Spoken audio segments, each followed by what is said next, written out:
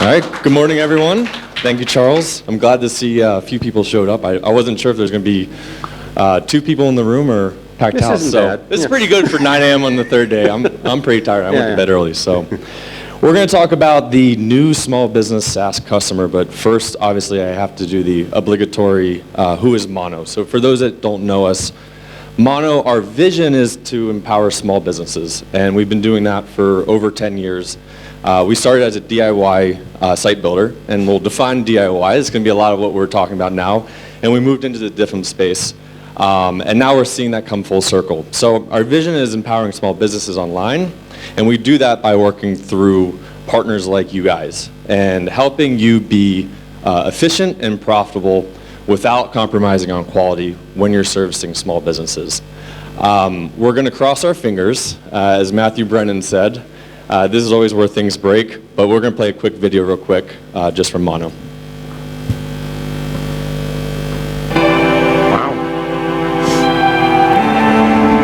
In today's world, small business is big business. They face the same challenges in driving their business as the big players do. Mono partners with digital service providers to offer solutions that solve these challenges small businesses face. Because they are what drives the economy. Their hard work, their passion, their customer relationships are what matter most. And we know it's not easy. Engaging with their customers has never been harder in the digital landscape. With new channels and technology constantly changing, it's not going to get any easier. We have made it our mission to empower digital service providers across the globe with the best tools to help small businesses succeed online, so they can keep pursuing their passion, nurture their customer relationships, and create new, so they can keep setting their mark on the world. Mono, we drive business. It worked. So that's what we do. We drive business. We help small businesses. We call small businesses our Mono heroes.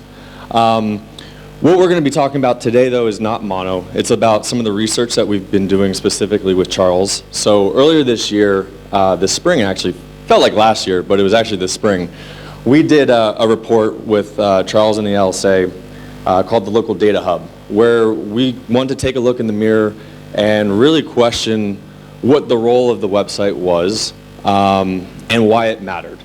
And there's some great statistics in there. I welcome everybody to download it. We'll be sending this out. The conclusion that we came to is that websites matter to small businesses, they matter to consumers, and most importantly, they matter to you guys as digital service providers, building off of what James Moore was discussing yesterday, kind of as that wedge product. So with that, the next question that we want to look at, I think this is the second time that this image has been shown at this conference. I know it's shown at almost every conference, but small businesses, they have more opportunities than they've ever had before, and with that, they have more decisions than they've ever had before to make. And so the question that we wanted to pose was, do small businesses want to manage their digital presence on their own, or do they want help from a service provider like you guys? And so we asked them, and that's the work that Charles did, and he went out and did some surveys, and he can talk about who and what we asked. But before we get into that, we did want to just talk a little bit about the acronyms, lay out some definitions. DIY, do it yourself. This is self-service. Some people call it self-service. Small businesses they're procuring their services by themselves online. DIFM, or do it for me. That is what you guys are typically providing, full service turnkey solutions, and do it with me is kind of sitting between there where the business is engaged, getting service either at the top end or at the low end. So with that, Charles, I'll let you talk about the numbers. Sure, and I've always thinking those acronyms would be nicer if you could make a word out of them, but DIWM just doesn't work. DIFM is okay. DIY, you don't want to do that. Yeah, I was thinking about that this morning. I was like, Doom? No. Yeah, no, Not gonna work. Not happening. Not gonna work. Okay, so, as Matt said, we were brought on to commission a survey, or field a survey, where we asked the questions, what services do you use self-service tools, for example, do a Squarespace website, or, do your own, provision a domain on GoDaddy, or all through the marketing stack.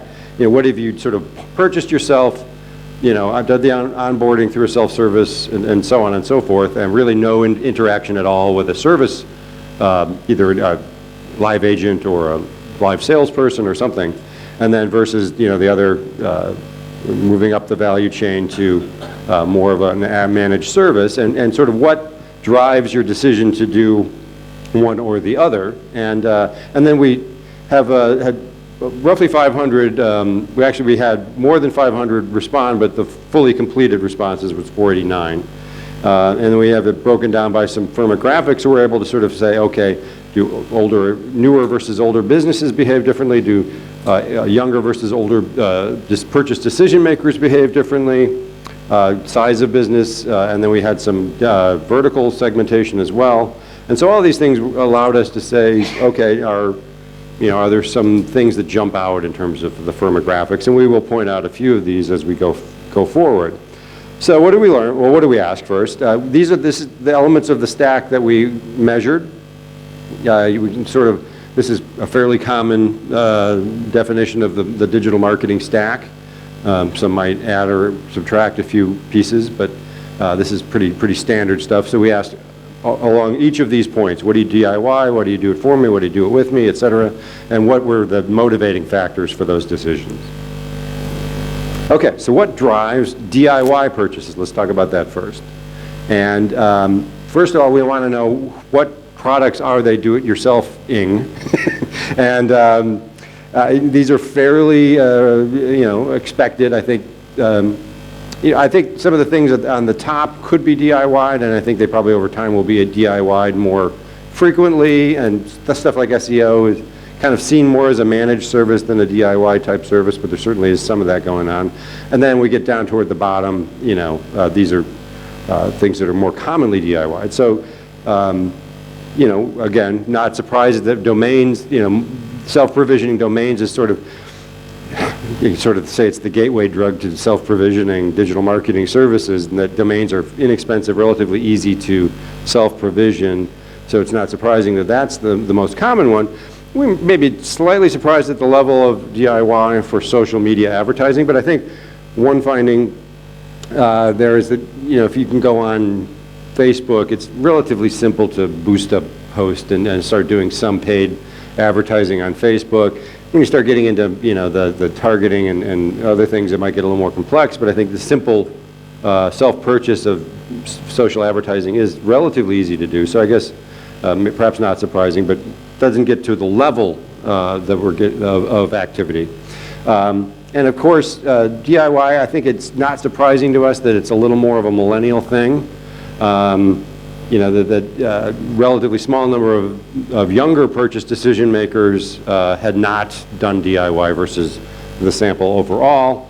And again, they were much more likely to DIY social media advertising. So it gives you a little color on how the firmographics break down. And should I offer this, that if somebody wants deeper questions about the data, that they can certainly ask us, that stuff that's not in the report? Yeah, absolutely. Yeah. I'm happy to talk about the other report as well, the local data hub, and we can build on this. Right, so if you have a question about the data that we don't answer here, or if you read the report, which we'll tell you about in a minute, you can write to me or to Matt and say, hey, did you have anything else on this? And we'd be happy. I'm also a resident millennial here, too. Yes. So if there's any millennial questions, Yeah. feel free to ask them. So anyway, and so here, let's get to the why. I think these are, with DIY, cost is a factor. There's no question about it. And I like this one, prefer not to deal with salespeople. It's like, I don't want to talk to anybody. And I think that's not just, misanthropy. I think that's, I hate people. It's more, there may be a little bit of that in there. I think, but my analysis of this is that it's more about I would rather do the research myself. I'd rather, gather all the information myself and make that purchase rather than rely on it's more of a control. I think I know what I'm doing. I think I want to do the research myself and make that decision myself rather than rely on a conversation with a salesperson. There might be a certain amount of, I don't like interaction with humans, but I don't think that's the real reason behind that. No other option. I think certain things like some domain purchase and some other things, it's the only way you can buy it. There's some software, that's the only thing you can do. Faster, easier, process, fast and simple, those are very overlapping, but you sort of combine those two and say that, speed and ease of use is a factor. They want to get things done quickly, they don't want to deal with people, they know what they're doing, they just get it done. So DIY allows that. So, yeah, sort of like we were just saying, this idea of don't speak to me is interesting, and again, I think it's more about that control and research thing. But that came up, I think, throughout the whole survey, is this notion that this desire to avoid human interaction is a factor across the board. Okay, so the other thing we wanted to get into was when you start a DIY purchase and then walk away. I mean, how many have gone on Amazon or some sort of e-commerce, started to make a purchase and then walked away from it for some reason? I know I've done this zillions of times. Okay, everyone's done this. So we wanted to sort of see how much this is happening in the sort of self-purchase of the marketing stack. And what we found is that almost, the vast majority have done this across some piece of the stack. Rep management was lowest. I'm sure you're happy about that, Brendan. And domains, and websites were the highest. I think those are also the highest of DIY use overall. But what's interesting is trying to get into, what are we finding here? Obviously, the majority had done this across something, but no single one had more than 20%. So, that tells us that, while if you add it all together, that's a majority have dropped something, no individual service, has a really sort of horrific abandonment rate. So I think that suggests once they're in, and they're committed, and the drop-off is relatively small factor. If you look at why they're doing it, it's 28% changed their mind, 24% felt misled, too complex, felt it took too long. I think all of these add up to poor customer experience in one way or another. And I think that's sort of the common thread there. If the customer experience is poor, and I think the first one changed their mind about the product. I think they changed their mind because they were not probably. I think the poor customer experience had to be a factor there. It's not really on the page, but I think that's an inference I'm making. So these all add up to if the customer experience isn't good, they're going to walk away. Okay, so what about do it with me, do it for me? Who's doing it? What, across which pieces of the stack and why? So let's start up, which services have they purchased through, and we define this as some, human interaction involved in the purchase or the fulfillment of the service. And none of these is 54%. So actually DIY there's deeper penetration of DIY than there is of do it with me, do it for me. I think if we stripped out, I'm sure we did this analysis of stripping out the very small ones. I think we did, but we're not putting it in this one, but that's an interesting question is, DIY is very heavily into very small end of the market, often because they're not even being approached by salespeople. They're not really being, they're sort of off the radar of a lot of sales organizations. So of course they're sort of forced into the DIY model. So I think that a lot of that's reflected there, but it's more common than not. And so the idea that people aren't buying software online is sort of ridiculous. They're buying lots of it. So here we go. So why do they do it with me or do it for me? And persuaded by a salesperson is the last thing on the list. I think that's I wouldn't say a non-factor, but it's not the main factor. I think that the issue is that the product or the service was too important, too complex, too specific to their business, or requiring too much customization. So in other words, there's too much complexity and too much business value there for them to simply DIY. So that's sort of where we come up. And websites are at the top of the list. There's some interesting firmographic cuts. Retail health were a little higher than the others. But I think really what it gets down to is where the business value is considered highest, or where there's the most importance placed on that service, that tends to be the do it for me, do it with me service versus the DIY. Okay, so we're going to look specifically at websites and what's going on there. So what we ask is, we ask folks, how are they building their website? Are you using a self-service? Did you hire your cousin Bob? Did you hire an agency? Did you hire a professional developer, or did you use a Squarespace, Wix type site builder? The site builder was the plurality, but the others sort of combine in sort of variations of an agency sort of model. Very, very popular choice for DIY, and so 36% use DIY, and then we ask another question, which is, if you could do this over again, what service would you use? And across the whole sample, 35% said DIY as well. Actually, when we looked at just those who had DIY'd, how many of them would DIY again? I believe it was 60%-ish. Yes, so I think, what this was saying is basically... The whole sample. This is, yeah. Right. Everyone that did DIY had and went through with it had a pretty good experience. Right, but that even shows up greater in the if you just look at the data for those who DIY'd their site originally, if they could do it over again, 2/3 said they would do it over again as a DIY, and I think only 1/3 of those who used some sort of agency approach said that they would use that approach again. Yep. Which tells me that the customer experience in the sort of purchasing it through an agency is not as positive as it was for DIY. I mean, that's, a loose interpretation of that, which goes again to, there's probably a customer experience gap out there that needs to be filled. Okay. So the new SMB buyer, impatient, intelligent, and independent. So what do we mean by that? So, if you sort of look at what are some of the inferences and some of the interpretations we get from this, DIY, I think, is not too surprising that it's a more younger, newer business thing. Part of that is generational preferences. Part of that is new businesses starved for resources, maybe off the radar of organizations that are doing outbound selling and so on and so forth. Those will add up to, more likely to be a DIY experience for younger and newer businesses. Those who do use DIY, they expect it to be a fast, efficient experience. Need for speed, you really have to deliver on that experience, or they're going to walk away from it. But there is always, the data shows there's an opportunity to move up the value chain if you show value, if you show that that there's a return on investment for a managed service. So there's, even though DIY is the majority piece of this, there's certainly an opportunity to move up the value chain. That's what we found in the data. DIY, do it with me buyer, again, bigger businesses, more established.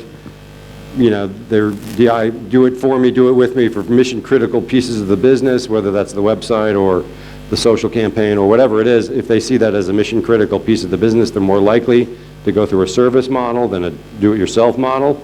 And again, sort of what I just said about the customer experience, I think we got some, it's sort of buried in the data that there's some challenges with customer experience, which is why we're seeing like less, if I do it over again, support for an agency experience.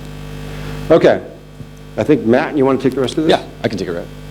So that was a lot of data, and thank you, Charles. Thanks for putting that together and going through all that. But I think the remaining question is, what does this mean for you guys if there are a lot of people that are preferring to DIY? How are you getting to them, and then how are you taking them from DIY to do it for me, where you can ultimately make more money? So there was one more last piece of data. No, just go ahead. Yeah, but and that's what we're talking about too, is taking someone from DIY to do it for me. And so when we ask them, what does it take to make that jump and spend more money? A lot of them said that, I think if I could sum this up, maybe it comes down to time, time and value. They have more money to spend, they see value in the services, they felt like they hit a ceiling on the DIY, they want to make that next jump. Yeah, I think that last data point suggests they're just growing out of DIY. Right. Yeah. So, so there's an opportunity, and the way we see it at Mono is that let's capture them when they're DIY, and then let's also make sure that there's a mechanism that they can go up the value chain. And that's where, we look at, let's meet the customer where they are. So you need to do that from both product perspective, but also, to what Constantino presented, also on the customer service level. So we're seeing a lot of our partners, they're using DIY as an entry point, particularly as a lead generation tool. They're getting their customers online, they're meeting them early, and then they're reaching out to them, and they're helping them make that jump from DIY to DIFM. So I think it's important for you guys to have technology and technology partners, but also the systems in place internally to support the businesses, whether they're the younger business spending little, because eventually what you would hope, they're going to take that jump and be more valuable to you guys. And of course, not just from a product perspective, but also a service model. So having that wedge product, bringing the customer online, and making sure that they don't sit only within that DIY channel, but you can ultimately bring them up and sell them the full stack, because that's the ultimate goal, right? So just wrapping up, it all comes down to customer experience. I think technology will continue to change. Preferences for businesses will continue to change. But if you are providing a good customer experience, you're giving the small businesses the experience that they want to have. So if they don't want to talk to salespeople, let them buy online. If they're too busy to do that, make sure that you have a way to capture them on their website. Let them sign up on their own. Give them the knowledge that they need, because these new SMBs, they're smart. They're digital savvy, so they don't need to be preached at. But you want to make sure that you're meeting them wherever they are on their customer journey. So the report, it was this morning or yesterday. We posted it last night. Posted. I get confused with the time zones. Yeah, I don't know where we are in the world. It is available now. That's the important thing. So you can download that on the LSA website. We'll obviously have a link here in the deck, but if you go to lsa.org. Actually, yes, but the landing page may not be indexed on the site yet. Okay. So, but We'll come up to me and yeah, we'll get you the report we'll get somewhere or the other. But you can definitely get it through here, and it will be on the LSA site within a day or so. Awesome. Yeah. And with that, if we got time for questions, if you guys have questions, otherwise appreciate everyone showing up at 9 a.m. Yeah, no, the last day. Thanks for filling the room. And again, if something, wasn't answered there, we didn't cut all the slice and dice everything we could from this report, or for this report. So please read the report, and, if you have further questions, if you want another look at the data, we'd be happy to do that, so. And we have a question, or just a guy holding a microphone. Hey, Matt. Hey. So the sample size that you guys got, is it based in North America or in Europe? It was all U.S. businesses, right? Got it. Correct. Yeah.